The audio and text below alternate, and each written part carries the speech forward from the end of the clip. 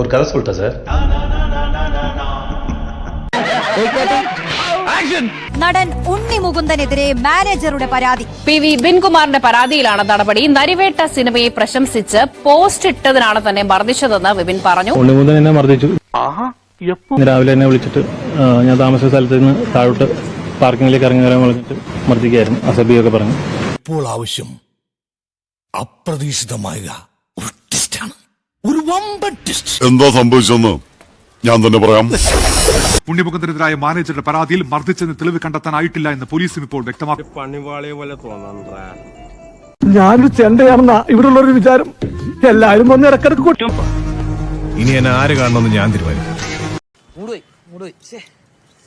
മർദ്ദിച്ചു എന്ന മുൻ മാനേജർ വിപിൻ കുമാറിന്റെ പരാതിയിൽ വിശദീകരണവുമായി നടൻ ഉണ്ണി മുകുന്ദൻ.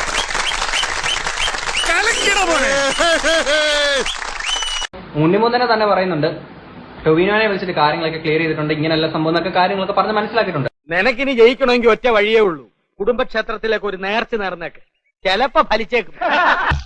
നിന്റെ കേസ് തോമാവധിക്ക് വെച്ചിരിക്കുന്നു. സംഭവസ്ഥലത്ത് CCTV ഉൾപ്പെടെയുണ്ട്, അവ പരിശോധിക്കാം. വിപിനെ താൻ ഒരിക്കലും മർദ്ദിച്ചിട്ടില്ലെന്നുമാണ് ഉണ്ണിയുടെ സത്യം ഞാനങ്ങനെ ചെയ്തിട്ടില്ല. വെറുതെ കഴിഞ്ഞ ആഴ്ച നടന്ന കാര്യങ്ങൾ പറഞ്ഞ് എന്നെ നാറ്റിക്കരുത്. ഈ പരാതിക്കാരന്റെ മുഖത്തിരുന്ന ഒരു കൂളിംഗ് ഗ്ലാസ് ഉണ്ണി മുകുന്ദൻ എറിഞ്ഞ പൊട്ടിക്കുന്നതും ആ CCTV ദൃശ്യങ്ങളിൽ വ്യക്തമാണ് എന്നും പോലീസ് പറയും. പരാതിയിൽ പറഞ്ഞ പോലെ ഒരു മർദ്ദനവും നടന്നിട്ടില്ല എന്നുള്ളതാണ് പ്രാഥമിക അന്വേഷണത്തിൽ കണ്ടെത്തിയിരിക്കുന്നത്. അതല്ല ഉദ്ദേശം, ഞാൻ മാറി.